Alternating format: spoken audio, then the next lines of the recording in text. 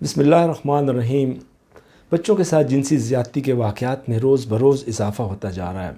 اور کم از کم ہم نے اس بارے میں بات تو کرنا شروع کی ہے، لیکن ہم بات یہ کر رہے ہیں کہ جب تک اس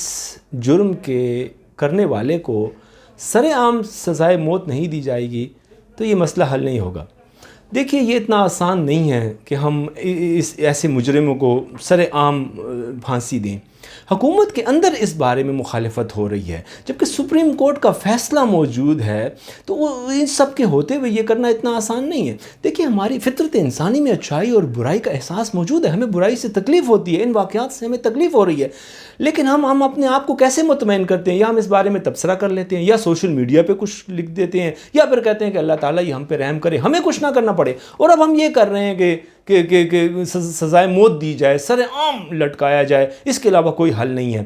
دیکھیے، یہ کام پارلیمان کا ہے، یہ کام اسلامی نظریاتی کونسل کا ہے، یہ کام سپریم کورٹ کا ہے، لیکن جب تک یہ کام نہیں ہو رہے ہیں ہمیں اپنی ذمہ داری کا احساس کرنا ہوگا۔ پچھلے سال تک روزانہ 10 بچوں کے ساتھ جنسی زیادتی ہوتی تھی، اب یہ تعداد 11 ہو گئی ہے جو کہ رجسٹرڈ ہوتے ہیں، اور اس کے اندر 70% جو ہیں وہ انتہائی قریبی لوگ شامل ہیں۔ تو ہمیں اگر اس فیصلے پر عمل نہیں ہو رہا ہے تو ہمیں یہ کرنے کی ضرورت ہے کہ ہم بچوں کو جو خطرات ہیں اس کے بارے میں آگاہی فراہم کریں۔ گھر کے اندر بچوں کو کیا خطرات ہیں، گھر کے باہر بچوں کو کیا خطرات ہیں، اور اس میں دیگر بہت سارے عوامل شامل ہیں۔ مثال کے طور پہ میں ایک SHO صاحب کے پاس بیٹھا ہوا تھا، اور وہ مجھے بتا رہے تھے ان کو یہ خبر ملی کہ ایک 3 سالہ بچی کے ساتھ جنسی زیادتی کے بعد اس کو قتل کر دیا گیا۔ SHO صاحب کہنے لگے کہ میں اس ارادے سے اٹھا اور میں نے افسران بالا کو بتا دیا کہ ایسے مجرم کو میں چھوڑوں گا نہیں، میں اس کو جا کے قتل کروں گا، میں اس کو ماروں گا۔ بڑے شاطر اور بڑے ذہین پولیس آفیسر ہیں وہ گاؤں میں جب پہنچے تو گاؤں کے لوگوں نے انہیں کچھ بھی بتانے سے انکار کر دیا، اور انہوں نے بڑی مشکل سے اس کا پتہ لگایا، اور جب تک وہ اس کا پتہ لگا رہے تھے اس مجرم کو بھی یہ بات پتہ لگ گئی، اور یہ تھانے میں پہنچ کے اس نے اپنے آپ کو پیش کر دیا۔ بہرحال جب یہ SHO صاحب وہاں پر پہنچے اور انہوں نے اس سے بات کی تو اس نے اپنے آپ کو پاگل ظاہر کیا، اور وہ سرٹیفکیٹ بھی لے آیا، اور اس نے یہی کہا کہ میں پاگل ہوں، اور اس نے وہ ثابت کر دیا کہ وہ پاگل ہیں۔ SHO صاحب کہنے لگے کہ جب مجھے موقع ملا اور میں اس کے ساتھ بیٹھا تو اس نے مجھے بتایا کہ میں 8 سال کی عمر سے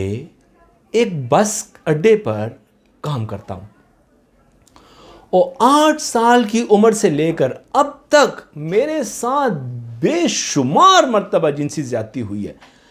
آپ ایسے مجرم کو سر عام پھانسی دے دیں،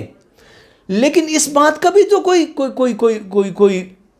کچھ نظام ہونا چاہیے کہ اس شخص کے ساتھ جو اتنی زیادتی ہوئی اس کا کون ذمہ دار ہے۔ تو یہ کہہ دینا کہ اس کو سر عام پھانسی دے دی جائے، یہ اس مسئلے کا حل نہیں ہے۔ اس مسئلے کا حل یہ ہے کہ ہم اپنی ذمہ داری کا احساس کریں۔ یہ کسی کے بچے بھی ہمارے بچے ہیں، اس بارے میں آگاہی یہ شرم کا معاملہ نہیں ہے، چاہے یہ سکولز میں ہو، چاہے مدارس میں ہو، یونیورسٹی میں ہو،